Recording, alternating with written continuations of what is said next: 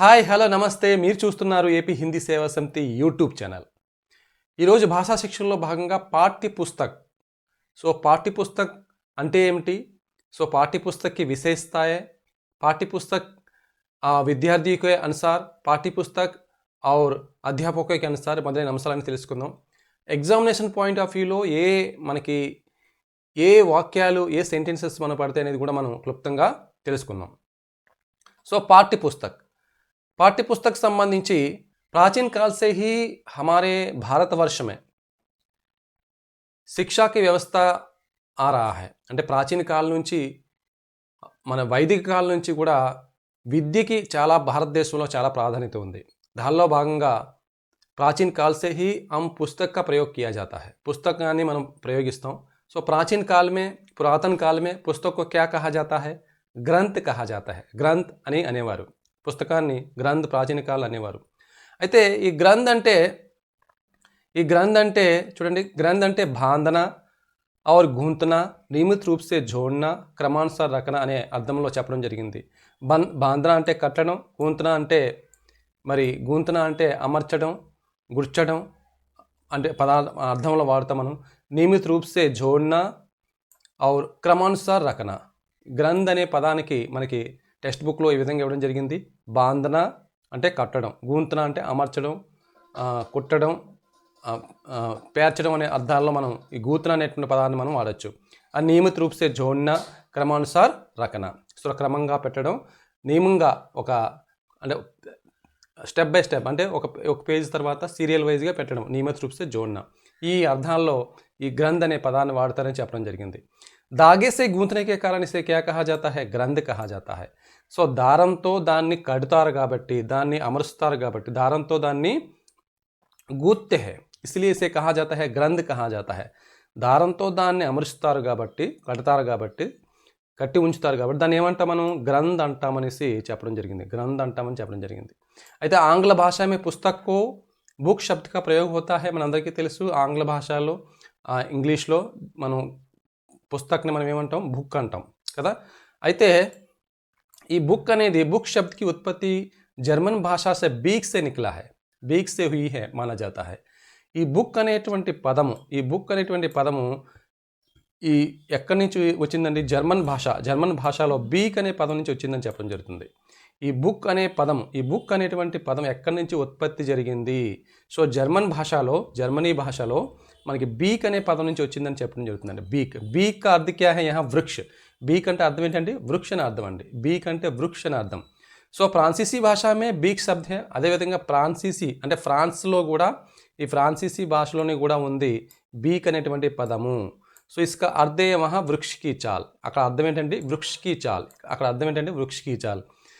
ఇక్కడ మనకి ఆంగ్లంలో దాన్ని బుక్ అంటాము. అయితే ఈ బుక్కు శబ్దకి ఉత్పత్తి జర్మన్ భాష బీక్ అనే పదం నుంచి వచ్చింది. బీక్ అనేటువంటి పదం నుంచి వచ్చింది. ఈ బీక్ అంటే అర్థం ఏంటంటే వృక్ష అండి. బీక్ అంటే అర్థం ఏంటంటే వృక్ష. అది ఫ్రాన్సీసీ భాష మే బీక్ శబ్దే. ఫ్రాన్సీసీ భాషలో కూడా బీక్ అనే పదం ఉంది. దీని యొక్క అర్థం ఏంటంటే వృక్షకి చాల్. చాలా మోస్ట్ ఇంపార్టెంట్. చాలాసార్లు ఈ క్వశ్చన్ అడిగాడు మనకి. జర్మన్ భాషా మే కిస్ शब्द से है, जर्मन भाषा में कौन से शब्द प्रतिपादित हुआ है? बीक अने पदम వచ్చింది. इसका अर्थ क्या है? जर्मन भाषा में वृक्ष है और फ्रांसीसी भाषा में बीक भी शब्द है. उसका अर्थ क्या है? वृक्ष की चाल. जो पाठ्य पुस्तक की पाठ्यपुस्तक యొక్క పరిభాషలు కూడా మనం చూసుకోవాలి. पाठ्यपुस्तक आमतौर से अपरिपक्व छात्र के लिए लिखी जाती है. पाठ्यपुस्तक అనేది అపరిపక్వ ఉన్నటువంటి విద్యార్థుల కోసం రాస్తారు అని చెప్పడం జరిగింది. ఎవరు చెప్పారు ఈ విషయాన్ని? క్రోన్బెక్. ఎవరండి? క్రోన్బెక్ చెప్పారు. पाठ्यपुस्तक आमतौर से अपरिपक्व छात्र के लिए लिखी जाती है. यह पाठ्यपुस्तक का संकलित रूप है. పాఠ్యపుస్తకం అనేది ఒక వివిధ పాఠాలతో ఉన్నటువంటి సంకలితమైనటువంటి, అంటే జోడించబడినటువంటిది, అనేక పాఠాలతో ఉన్నటువంటి జోడించబడినటువంటి ఒక పుస్తకం కదా. इसमें कई अध्याय होते. ఇందులో చాలా అనేక రకాల అధ్యాయాలు ఉంటాయి. जिनका अध्ययन क्रमानुसार किया जाता है. వాటిని క్రమానుసారంగా మనం వాటిని చదువుతాము, వాటిని అధ్యయనం చేస్తాము. परवर्ती अध्ययनों के लिए अध्ययन से पहले इस बात की अपेक्षा की जाती है कि छात्र पूर्ववर्ती अध्याय से परिचित है. సాధారణంగా పాఠ్యపుస్తకం అనేది పరవర్తి और పూర్వర్తి. పరవర్తి అంటే తర్వాత, పూర్వర్తి అంటే ముందు. అంటే మనం ఒక క్లాస్లో చదువుతున్నామంటే ముందు క్లాస్లో దానికి సంబంధించిన విషయాలు మనం నేర్చుకుని ఉంటాము. సో ముందు క్లాస్లో మనం ఆ విషయాలు నేర్చుకుని ఉంటాం కాబట్టి సో దానికి పునాదిగా తర్వాత క్లాస్లోకి వెళ్తాం.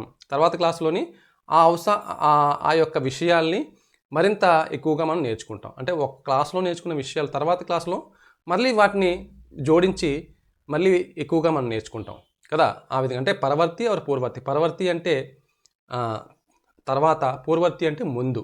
సో ముందు క్లాస్లో మనం నేర్చుకుంటాం, ముందు క్లాస్లో దానికి పునాది పడుతుంది, తర్వాత క్లాస్లో మనం దాన్ని మరింత నేర్చుకుంటాం. అదే ఇక్కడ ఎవరు చెప్తున్నారు ఈ విషయం? క్రాన్బెక్. ఎవరు చెప్తున్నారు? క్రాన్బెక్ చెప్తున్నాడు ఈ విషయాన్ని. పరవర్తి अध्ययन के लिए अध्ययन से पहले इस बात की अपेक्षा की जाती है कि छात्र पूर्ववर्ती अध्ययन से परिचित है. సో ఒక క్లాస్ నుంచి మరో క్లాస్కి వెళ్ళాలంటే మనకు కొన్ని అంశాలు నేర్చుకుని ఉండాలి కదా. నేర్చుకుని ఉంటేనే తర్వాత క్లాస్ మనం చదవగలం. ఆ ఉద్దేశంతో మనం చెప్తున్నాడు క్రోన్బెక్. ఎవరు చెప్తున్నారండి? క్రోన్బెక్. సో క్రోన్బెక్ ఏ అంశాలు చెప్తున్నారు చూడండి. अपरिपक्व छात्र के लिए लिखी जाती है అని ఒక విషయం చెప్పాడు. అదేవిధంగా పాఠ్యపుస్తక సంకలిత రూప్ है और इसमें कई अध्याय होते हैं అని చెప్పారు. क्रमानुसार अध्ययन किया जाता है అని చెప్పడం జరిగింది. అదేవిధంగా పరవర్తి अध्ययन से पहले इस बात की अपेक्षा की जाती है कि छात्र पूर्ववर्ती अध्ययन से परिचित है. ఈ అంశాలు ఎవరు చెప్పారు? క్రోన్బెక్ చెప్పాడండి. చాలా మోస్ట్ ఇంపార్టెంట్. చాలాసార్లు ఈ యొక్క డెఫినేషన్స్ నుంచి మనకి క్వశ్చన్స్ వస్తున్నాయి. అదేవిధంగా నెక్స్ట్ एक सुनिश्चित पाठ्यचर्या का अध्ययन से प्रधान साधन के रूप में एक सुनिश्चित शिक्षा के स्तर पर प्रयोग करने के लिए सुनिश्चित विषय पर सुव्यवस्थित रूप से लिखी गई पुस्तक को पाठ्य पुस्तक कहते हैं. एक सुनिश्चित पाठ्यचर्या के अध्ययन के प्रधान साधन के रूप में ఒక ప్రధాన సాధనం రూపంలో, ఒక సాధనం రూపంలో, ఒక సునిశ్చితమైన ఒక క్రమబద్ధమైనటువంటి అంశాలు మనం చదవడానికి, క్రమబద్ధమైనటువంటి టాపిక్స్ మనం చదవడానికి, కరికులం చదవడానికి ఒక క్రమబద్ధమైనటువంటి సువ్యవస్థిత్ ఒక వ్యవస్థ, ఒక సక్రమమైనటువంటి వ్యవస్థ లిఖించబడినటువంటి పుస్తకాన్ని మనం ఏమంటామండి? పాఠ్య పుస్తకము. సువ్యవస్థిత్ అనే పదం వచ్చిందంటే మనం ఎవరిని గుర్తుపెట్టుకోవాలంటే కార్టర్ గుడ్. ఎవరండి? Carter good. చూడండి, సునిశ్చిత్ और సువ్యవస్థిత్ అనే పదాలు మనకి రిపీట్ అయ్యే ఈ యొక్క పరిభాషలో. एक सुनिश्चित पाठ्यचर्या के अध्ययन के प्रधान साधन के रूप में ఒక సునిశ్చితమైన, ఒక క్రమబద్ధమైనటువంటి పాఠ్యచర్య, కరికులం, సిలబస్ మనం చదవడానికి, సబ్జెక్ట్ చదవడానికి ఒక ప్రధానమైన సాధనంలో సునిశ్చిత శిక్షాకే స్తరపర్, ఒక క్రమబద్ధమైనటువంటి తరగతిలో ప్రయోగించడానికి సునిశ్చిత విషయ పర్ అంటే ఆ పర్టికులర్ సబ్జెక్టు సువ్యవస్థితంగా ఒక క్రమబద్ధమైనటువంటి వ్యవస్థగా లిఖీ గయి పుస్తకం, లిఖించబడినటువంటి పుస్తకాన్నే మనం ఏమంటాం? పాఠ్య పుస్తకము అంటాము. ఎవరు చెప్పారు ఆ విషయాన్ని? కార్టర్ గుడ్ చెప్పాడండి. ఎవరండి? Carter good. సో ఇందులో మనకి రెండు పరిభాషలు ఉన్నది. ఒకటి ఏంటంటే క్రోన్బెక్, ఒకటి క్రోన్బెక్, రెండు ఏంటంటే కార్టర్ గుడ్. ఒకటి క్రోన్బెక్, రెండు కార్టర్. క్రోన్బెక్ ఏం చెప్పాడు? అపరిపక్వ ఛాత్రికలు ఏం చెప్పాడు? తర్వాత పరవర్తి, పూర్వర్తి అనే రెండు అంశాలు మనం గుర్తుపెట్టుకోవాలి. పరవర్తి, పూర్వర్తి. తర్వాత నెక్స్ట్ ఈ సునిశ్చిత పాఠ్యచర్యకి లియే సువ్యవస్థిత్ లిఖీ గయి అనేసి ఎవరు చెప్పాడండి? కార్టర్ గుడ్ చెప్పాడు. అయితే పాఠ్యపుస్తక్కి ఆవశ్యకత క్యా హై? ఇది రెండు రకాలుగా చెప్పిన, విద్యార్థికి దృష్టి సే, అధ్యాపకోకి దృష్టి సే. పాఠ్యపుస్తకం యొక్క అవసరం రెండు రకాలుగా చెప్పడం జరిగింది. ఒకటి విద్యార్థికి దృష్టి సే, రెండు అధ్యాపకోకి దృష్టి సే. రెండు రకాలండి. ముందుగా మనం విద్యార్థికి దృష్టి సే అంటే ఏంటో చూద్దాం. సో విద్యార్థికి దృష్టి సే చాలా మనకి ఇవన్నీ తెలిసినట్టే ఉంటాయి, కానీ కొన్ని వాక్యాలపై మనం స్ట్రెస్ ఇవ్వాలండి. కొన్ని వాక్యాలపై మనం స్ట్రెస్ ఇవ్వాలి. ఏం చెప్పాడు? క్వశ్చన్ ఎలాగన్నా అడగొచ్చు, అర్థమైందండి. సో కొన్ని వాక్యాల మీద స్ట్రెస్ ఇవ్వాలి. అది మీకు ఇక్కడ ఆ యొక్క ఏదైతే సెంటెన్స్ ఇచ్చామో, ఏదైతే వాక్యాలు ఇచ్చామో ఆ వాక్యాల్లో కొన్ని పదాలకు మనం బోల్డ్ చేసాం. ఆ బోల్డ్ ఉన్నటువంటి పదాలపై మనం స్ట్రెస్ చేయాలి. అంటే వాటిని బాగా చదువుకోవాలి, అంటే వాటిని బాగా గుర్తుపెట్టుకోవాలి. చూడండి, छात्र छात्राएं अपने ज्ञान के विकास के लिए सहारा. సో జ్ఞానం వికసింపజేసుకోవడానికి ఒక తోడుగా మనకి పాఠ్యపుస్తకం ఉపయోగపడుతుంది. ఇస్తే పాఠకే పన్నే మీద సహాయత మిలితే, పాఠం చదవడానికి సహాయకారిగా ఉంటుంది. ఈ రెండు అంత ఇంపార్టెంట్ అయితే కాదు. నెక్స్ట్ మూడో పాయింట్ మనకి ఇంపార్టెంట్, పఠిత పాఠ కా पुनस्मरण करने के लिए यह बड़ी सहायक होती है। చూడండి, बड़ी सहायक होती है, बड़ी सहायक होती है। क्या है? पाठ का पुनस्मरण करने के लिए, పాఠాన్ని పునఃస్మరణ చేయడానికి क्या होती है? बड़ी सहायक होती है అని అడుగుతాడు।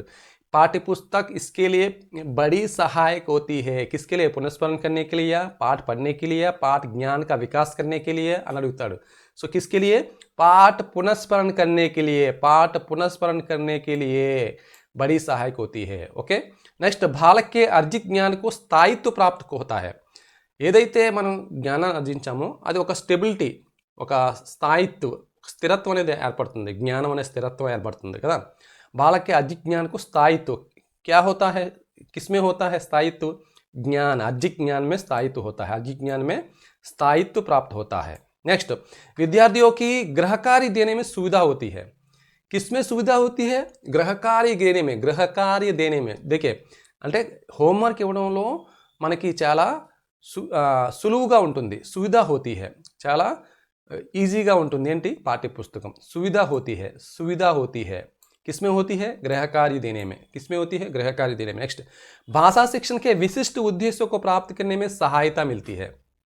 అదేవిధంగా భాషా శిక్షణలో మనకి విశిష్ట ఉద్దేశ, అనేక రకాల ఉద్దేశాలు, జ్ఞానార్జన కన్నా, శబ్ద भंडार में वृद्धि करना, सुनना, बोलना, लिखना, భావార్థ గ్రహణ करना, వ్యాకరణ, ఇలా అనేక రకాలైనటువంటి విశిష్ట రకం ఉద్దేశాలు ఉన్నాయి। ఇవన్నీ కూడా మనం అర్జించడానికి సహాయత మిల్తీ है। क्या सहायता मिलती है? पाठ्य पुस्तक से सहायता मिलती है, पाठ्य पुस्तक से सहायता मिलती है। भाषा शिक्षण के विशिष्ट उद्देश्यों की प्राप्ति करने में क्या मिलती है? सहायता मिलती है। विशिष्ट उद्देश्यों की प्राप्ति करने में सहायता मिलती है। अदेविधंगा नेक्स्ट, उत्तम पाठ्य पुस्तकें पाठ्यक्रम निर्धारण में सहायक होती है।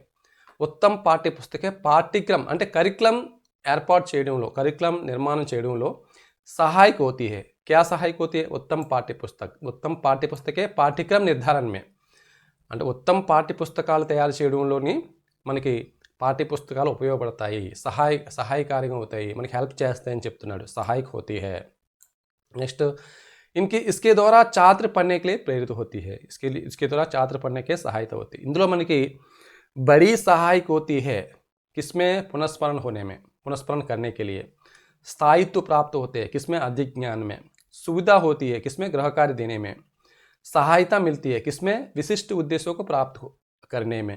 अदेविधंगा उत्तम पाठ्य पुस्तकें पाठ्यक्रम निर्धारण में क्या होती है? सहायक होती है।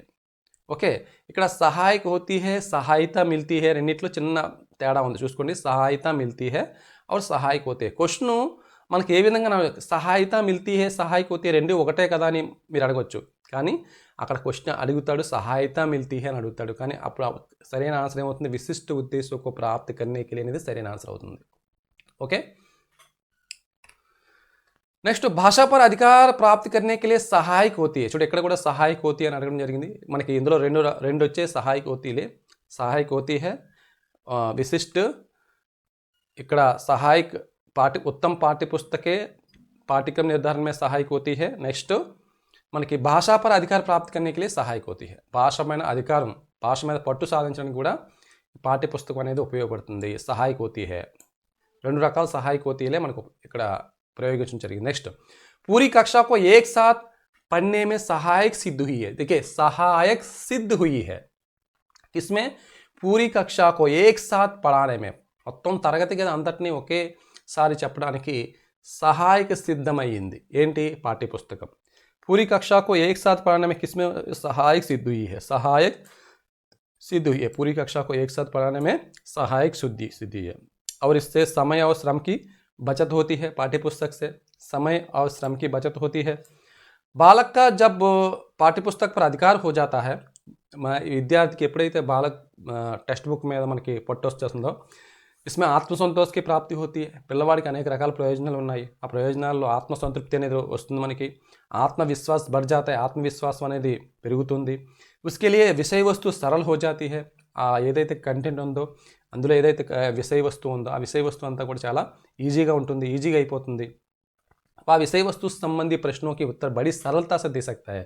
మరి అంతిమంగా విషయ ఏ క్వశ్చన్ అడిగినా సరే ఆన్సర్ ఈజీగా చేస్తాడు। ఇది पाठ्य पुस्तकों की आवश्यकता किसकी दृष्टि से? विद्यार्थियों की दृष्टि से, किसकी दृष्टि से? विद्यार्थियों की दृष्टि से. ఇప్పుడు మనం అధ్యాపकों की दृष्टि से చూద్దాం. పాఠ్యపుస్తकों की आवश्यकता अध्यापकों की दृष्टि से. ఇందులో 4 పాయింట్లు ఉన్నాయండి. సో पाठ्यपुस्तकों की आवश्यकता अध्यापकों की दृष्टि से क्या है? अध्यापकों की दृष्टि से क्या है?